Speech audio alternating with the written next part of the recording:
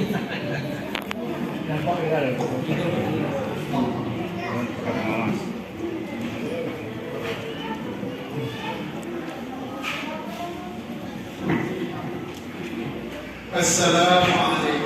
warahmatullahi wabarakatuh. Waalaikumsalam warahmatullahi wabarakatuh. Alhamdulillahirabbil alamin. Wassalatu wassalamu ala asyrofil anbiya'i wal mursalin wa ala alihi wa sahbihi ajma'in. Amin. Asyhadu an la ilaha illallah wahdahu la syarika lahu wa asyhadu anna Muhammadan 'abduhu wa rasuluhu alladzi la nabiyya ba'dahu.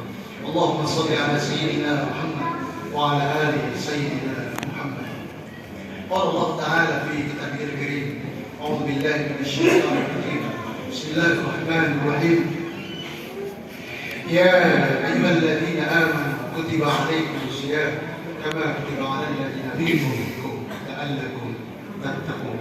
Shadaqallahul azim.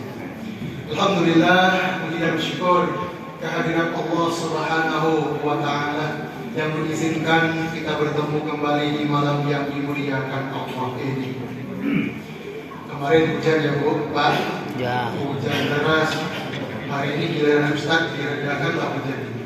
Tadi Pak Imam bilang udah mendung tadi, iya mendung. Tapi nanti hujannya nunggu kita pulang dulu, insya Allah baru Hujan.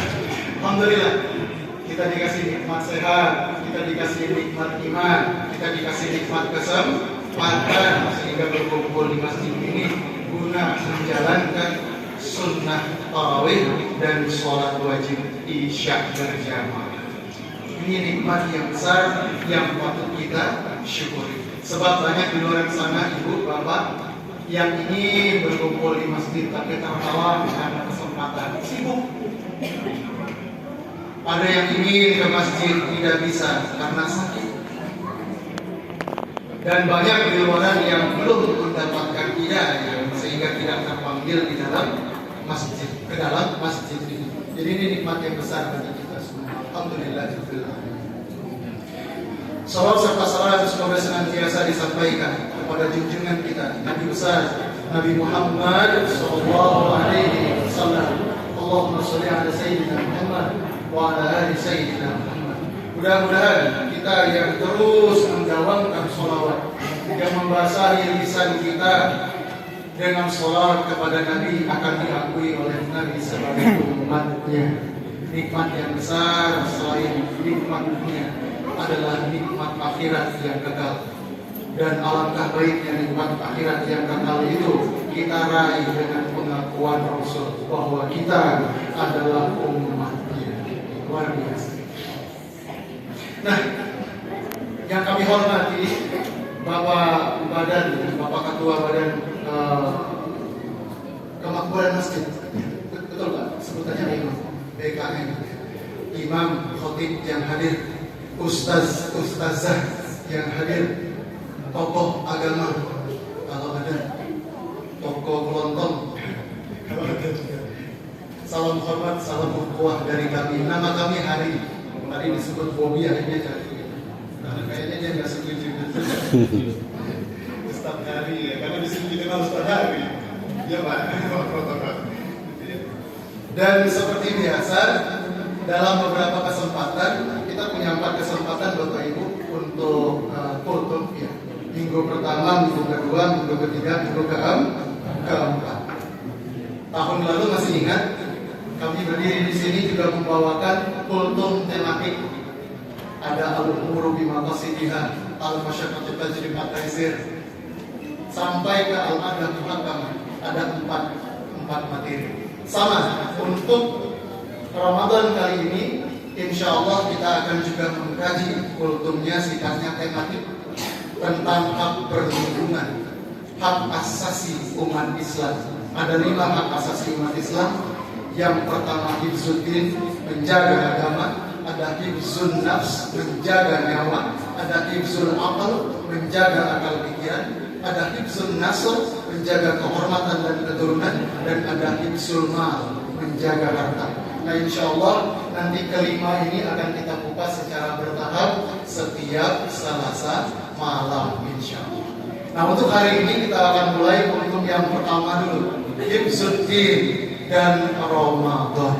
Ramadan dan penjagaan terhadap agama. Di dalam Al-Quran surah Al-Baqarah 183 dari yang kita bacakan di muka, bahwa maklum bagi kita,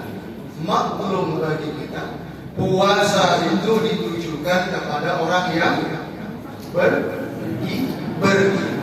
Ya ayyuhalladzina amanu, bukan ya ayyuhal muslimun, tapi ya ayyuhalladzina amanu. Kategorisasi level atau tingkatan dalam Islam itu ada muslim, ada mukmin, ada muhsin, ada Islam, ada iman, ada ihsan. Ya ayyuhalladzina amanu, berarti yang diseru adalah orang-orang mukmin. Orang yang tidak hanya sekedar muslim saja, tidak sekedar punya KTP Islam saja, yang bersahadat saja, tetapi yang diseru adalah yang kelompok yang kedua. Mereka yang sholat, yang puasa, yang zakat, yang haji kalau mampu. Tujuannya apa? Ihsan, bermanfaat, berguna, menghasilkan hal-hal yang baik dalam kerangka muttaqin, orang-orang yang bertakwa. Jadi orang yang menghidupkan puasanya di Ramadannya ini termasuk kepada orang-orang yang menolong agama Allah. Di saat sekarang coba lihat, teknologi merasuki seluruh lapisan masyarakat, dari anak-anak SD, SMP, SMA, S1, S2, S3, profesor, semuanya dirasuki teknologi. Banyak godaan yang membuat orang melalai kepada Tuhan, lalai menghidupkan agama. Dan Ramadan ini diberikan atau dihadiahkan Allah kepada kita untuk menjaga agama. Dari sudut pandang Allah, boleh jadi Ramadan ini atau puasa ini adalah suatu kewajiban, betul? Kutiba alaikumusiyam, diwajibkan kepadamu untuk berpuasa. Tapi dari sudut pandang kita, hamba, kita ingin menjadi ihsan, muhsin, kita ingin mendapatkan gelar muttaqin, berarti kita berhak atas hak itu. Karena kita merasa berhak terhadap itu, maka puasa sesungguhnya adalah hak bagi kita. Betul? Betul. Saya berhak berpuasa karena saya ingin menghidupkan agama saya. Saya berhak berpuasa karena saya ingin mengejar derajat muttaqin. Jadi ternyata puasa punya dua sisi. Ada kewajiban di situ, ada hak. Orang-orang yang sudah merasa bahwa puasa dan menghidupkan Ramadan sebagai haknya, maka dia sudah masuk dalam kategori muhsinin. Orang-orang muhsin yang insya Allah akan mendapatkan derajat. Nah, di dalam Ramadan ini solidaritas Islam sangat kuat. Yang tercerai-berai bisa berkumpul, yang awalnya ribut bisa berdamai, yang dulu sikut-sikutan pilpres, ya, pilwakot, pilgub, sekarang bisa dalam satu shaf, bisa rapat kembali. Ini wajah Islam yang dilihat oleh dunia.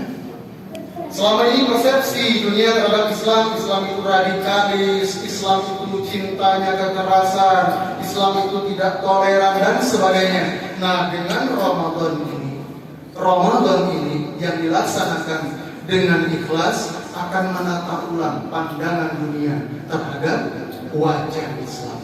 Inilah yang disebut hifzuddin, menjaga agama tetap hidup.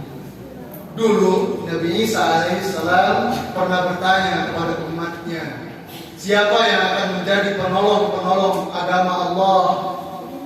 Hawariyun berkata, nahnu ansarullah, kami adalah penolong agama Allah.